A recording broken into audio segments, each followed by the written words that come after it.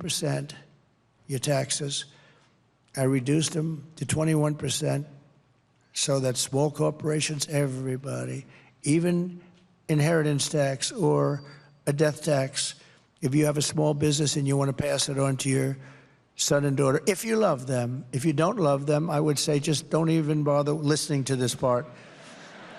Is there anybody in the group that does not love their children? Where you want to raise your hand and say, sir, please don't waste our time with this. But on the assumption you want to leave it to your children, then you have no estate tax or death tax. They want to end that immediately.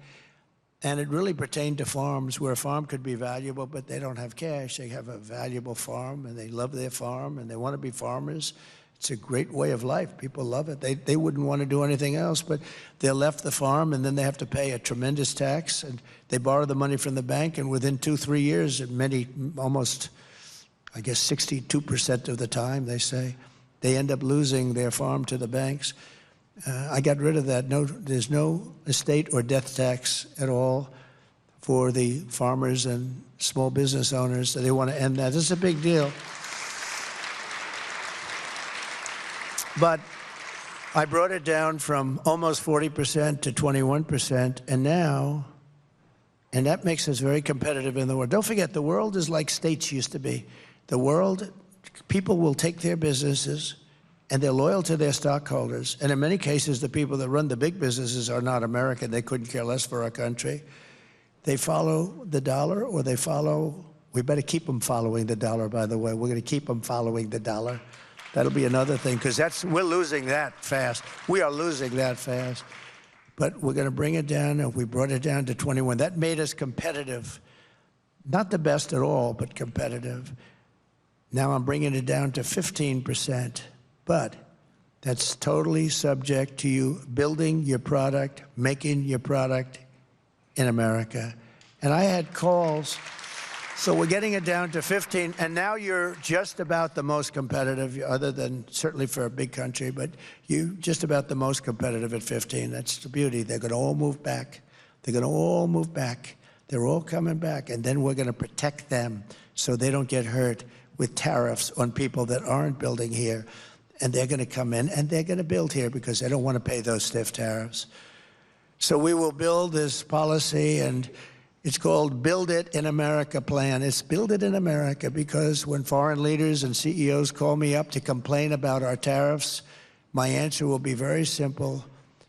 Build it in America. You don't have any tariffs. Build it right here in Detroit. You don't have any tariffs. Build it in Dearborn or Lansing or Grand Rapids or Flint. You don't have any taxes. You don't have any taxes or tariffs or anything. So we're going to take that. We're going to take that.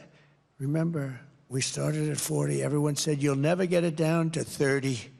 I got it down to 21, and that caused the biggest renaissance in the history of our country. We had the greatest period of success in the history of our country. We did more revenue at 21% than we did at close to 40%. People were going wild. Businesses were flourishing. Small businesses were going through the roof. Big businesses, I was allowing them, they'd have hundreds of billions of dollars. Apple, as an example. They brought in hundreds of billions of dollars. We had restrictive covenants where they couldn't bring money back into our country. 2 reasons. The tax was too high. It was so ridiculous, nobody would do it. You had to pay a 50-60% tax, so you bring money. So they said, well, we'll just leave it there, and we'll develop in Europe or Asia, wherever the money was. But think of this. We brought in trillions of dollars because I made it possible. I made the tax rate fair, reasonable, like a reasonable person would bring it in for a reasonable tax. And also, I made the bureaucracy very easy. They had to hire 4 different law firms to get their money back if they wanted to bring it back. So what I'm proposing very simply then is a 15% made in America corporate tax rate, cutting it from 21% all the way down to 15%, but only for those who make their product in the USA. It's very simple and beautiful. And I was